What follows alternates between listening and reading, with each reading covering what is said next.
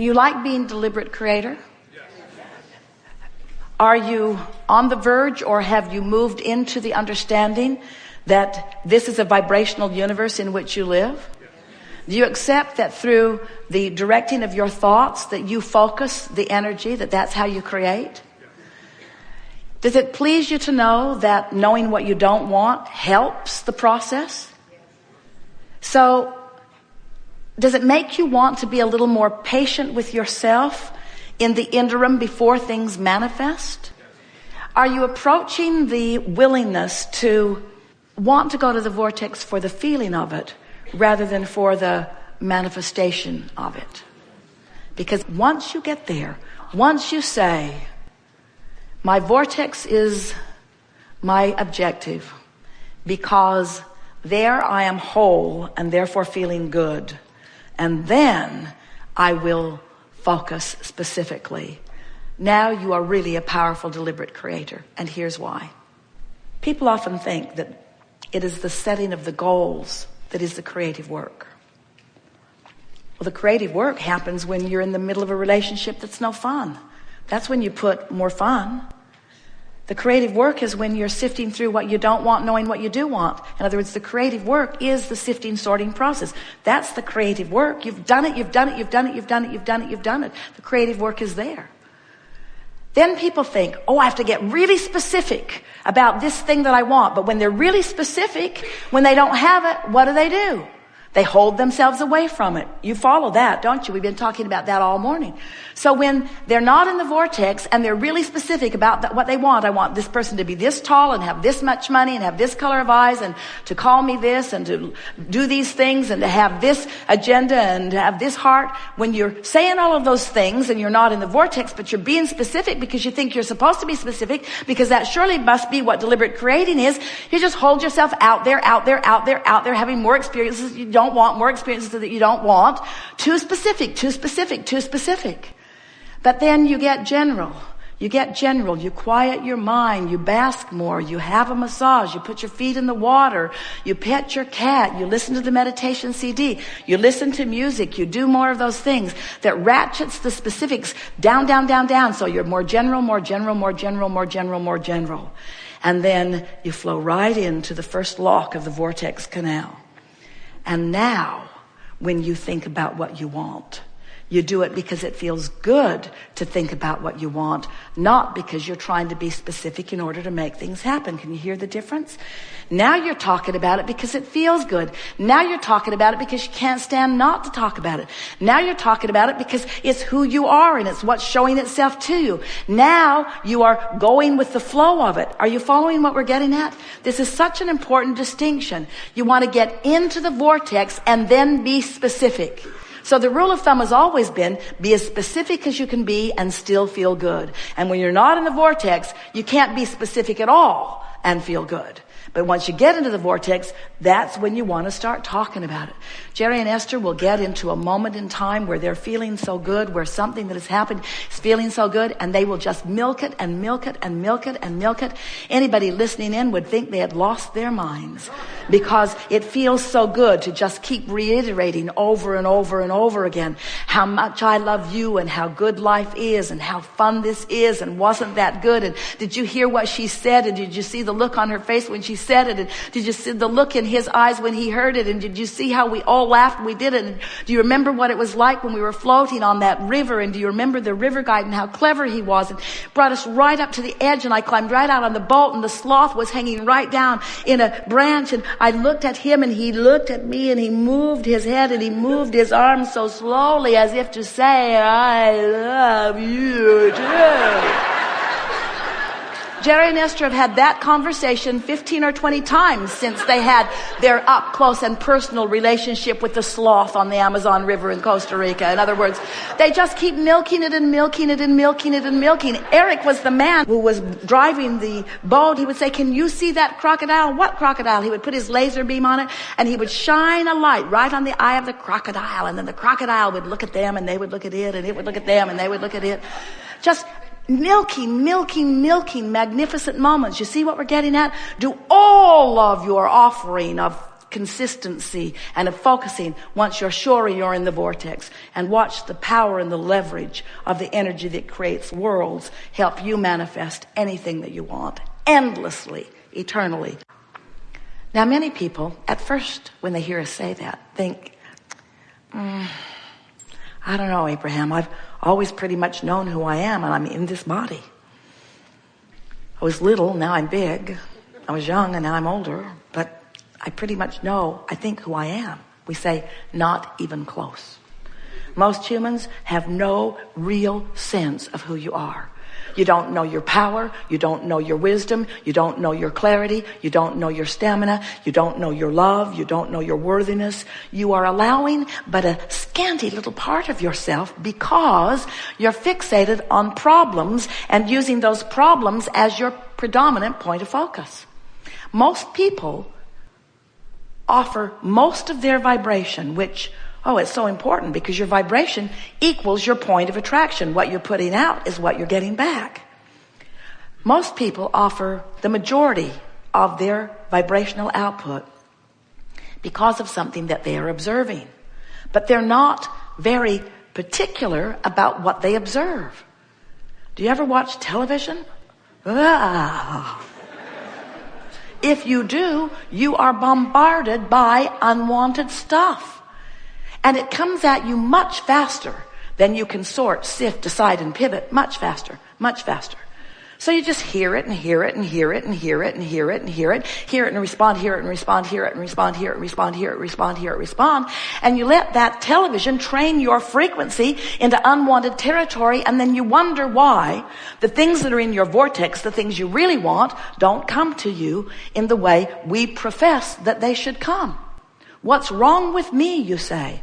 We say nothing in the world is wrong with you, but you sometimes let unwanted things do the majority of training you into a frequency that then you say, well, I'm tough. I've got a stiff upper lip. I'm determined.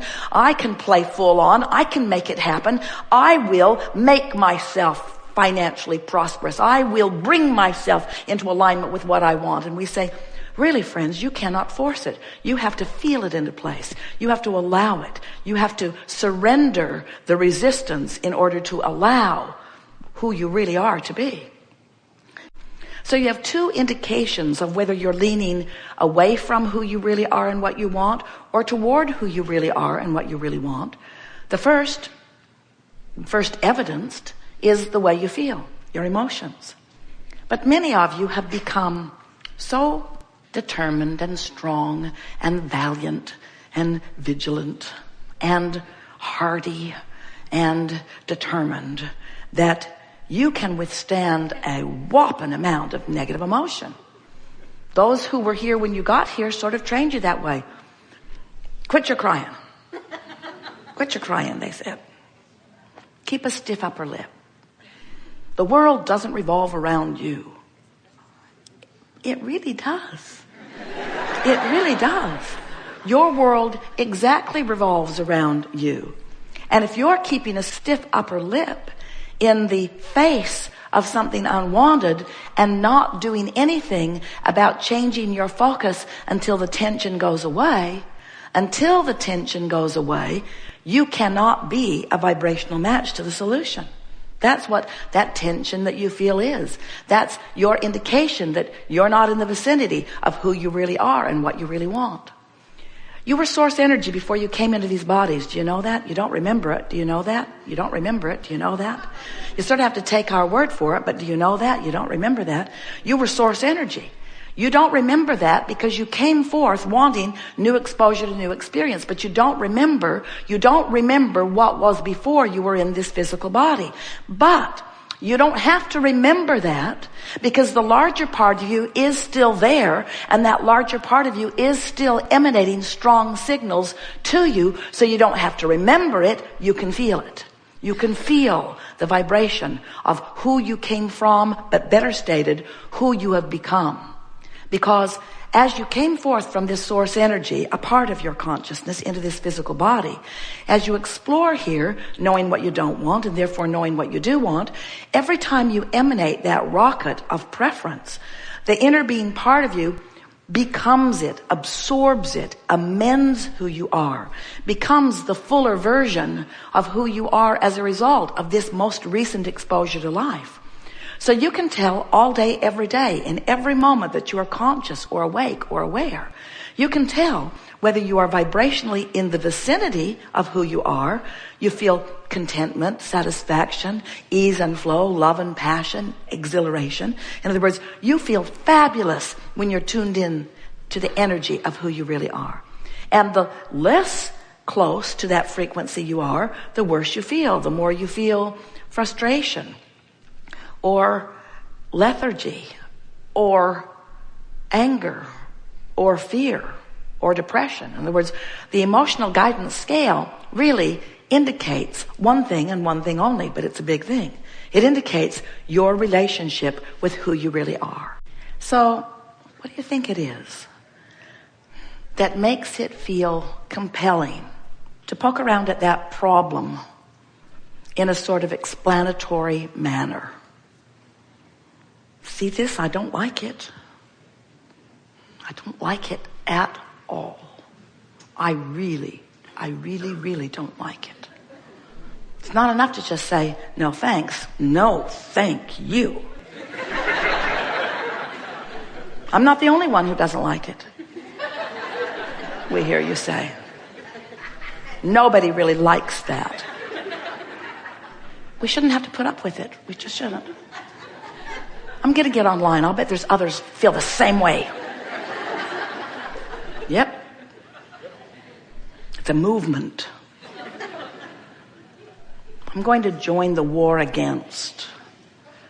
There's a war against drugs and a war against poverty and a war against teenage pregnancy and a war against poverty and a war against drugs and a war against teenage pregnancy and a war against cancer and a war against drugs and a war against teenage pregnancy and a war against and a war against and a war against and a war against, and they're all getting bigger.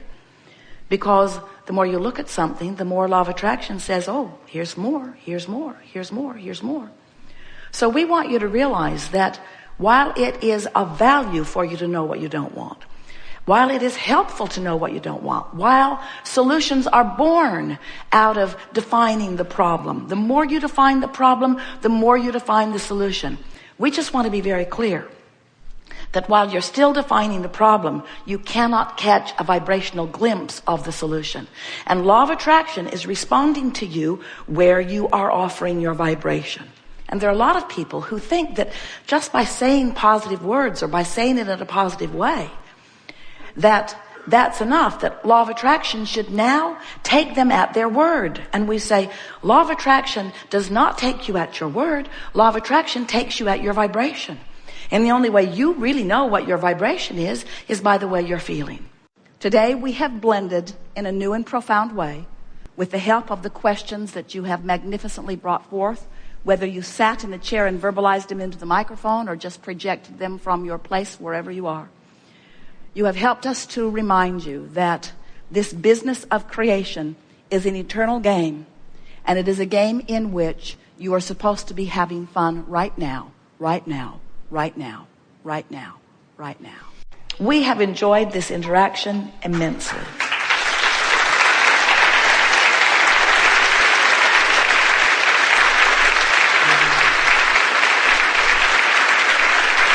It is delicious to come to an environment like this where you are willing to sit and listen to us with the express purpose of moving your vibration upward.